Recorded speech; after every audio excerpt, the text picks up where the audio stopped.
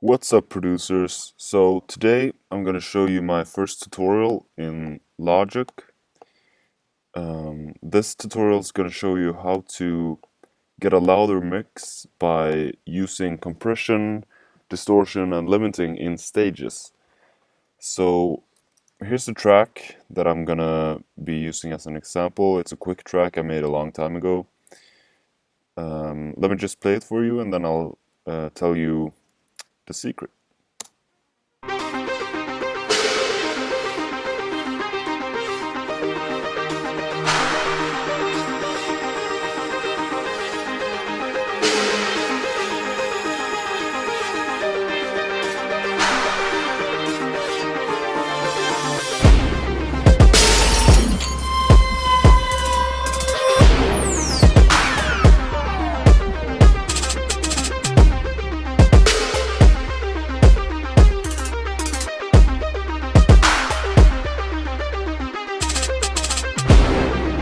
Okay, so that's the track that we're going to be using today.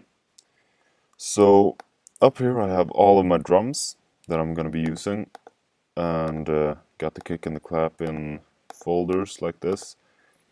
Now the trick here is I've routed all of my drums, every single sound, to bus 9. And I call this bus drums. And the first part of the trick is to always compress your sounds in stages. So for example, if you have a lead vocal and you compress it, and then you have some background vocals, you compress them, then you send all of the vocals to a bus and you compress them together, maybe a little bit more subtle, and then in the final stage in the master you compress again.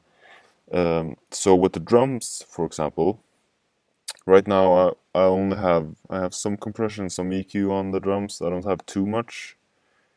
Sound shift on the hat for the pitch. Got some EQ, some Valhalla, some more reverb on the clap, and channel EQ on the kick. That's it. That's basically it, I think. Yeah, some more EQ. Got the NLS. I'm gonna show you that later.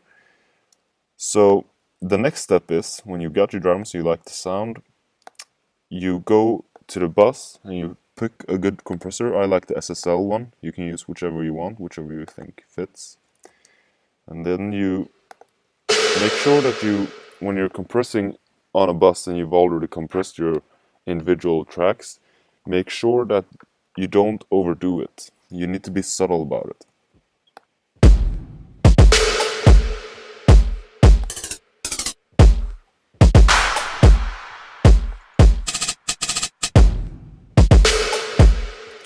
So I think something like that's good. Then the next trick, and this is probably one of the best tips I have for loudness, is using different kinds of distortion, not to get a distorted sound, unless that's what you're going for, but more to get a stable sound. You see, distortion has a way of, it kind of forces the sound into an output. Like if you see here, if you pull up the drive and you pull down the trim, you will get the sound will be pushed right up to the trim, and you will get a more stable audio signal. So let me demonstrate, because my way of explaining it might not make it too clear for you. Now here we can obviously hear some weird distortion, so then you can try the other one, even more.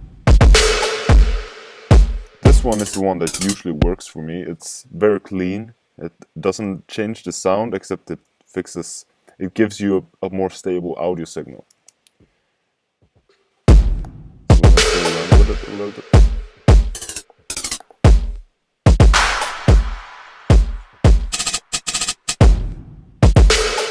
So the big difference here is when I turn this off, you can see that on the bus here, it clips at about 6 dB.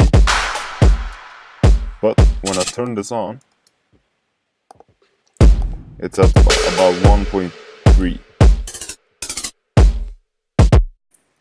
So the cool thing about this is that when you use this plugin, or many other distortion plugins do this as well, but I like this one for drums, it lowers the output of the bass on the drums, but the volume, the perceived loudness is the same.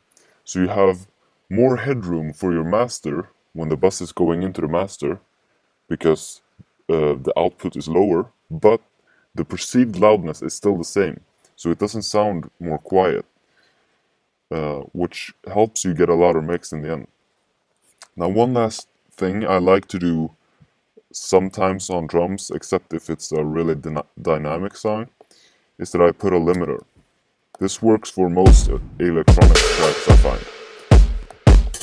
Just a tiny bit, just to get that stability in the end. So there we have our drums. Now let's see this lead here. I think I have this one as well.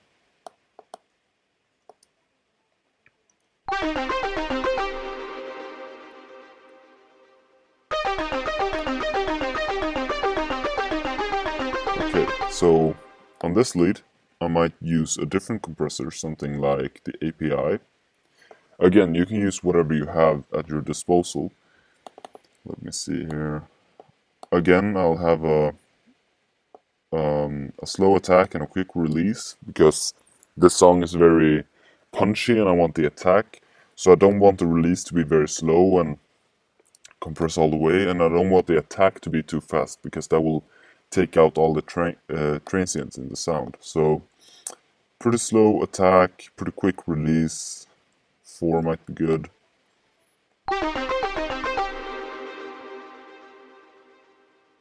And again, I just want it to be subtle. I just want it to kind of touch the compressor. I don't want it to over-compress. Then on this sound, I think a distortion like Decapitator might work better. Again, I'm not going for the distorted sound. I'm just going for the effect of the sound being more stable. So I usually like the E style. I usually low cut it and high cut it a bit.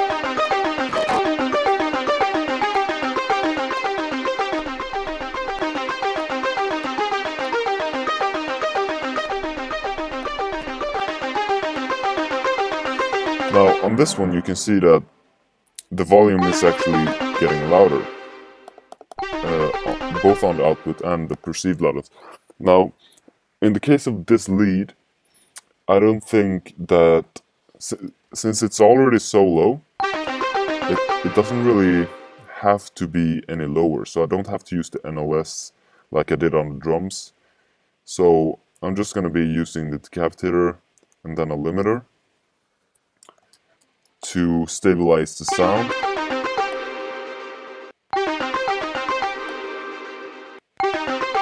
Something like that. And you can see now with the limiter, it's very stable, so I can very easily manage where I want it in the mix. So then what I usually would do is, if I keep the lead at the normal volume, I'll take out the drums, and then I'll just listen, and I'll slowly pull the drums in and see, and then I'll slowly pull the drums in to the volume that I feel fits.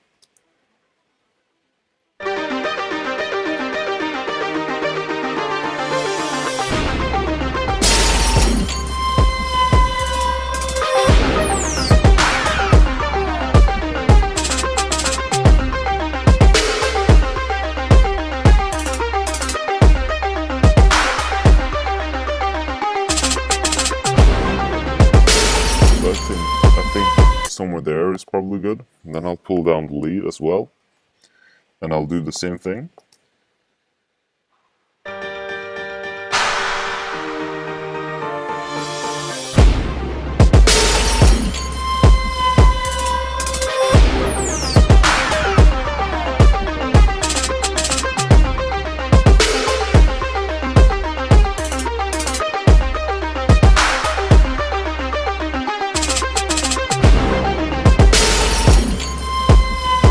think that sounds pretty good, and that's a really cool trick. And in the end, when you're doing your master right now,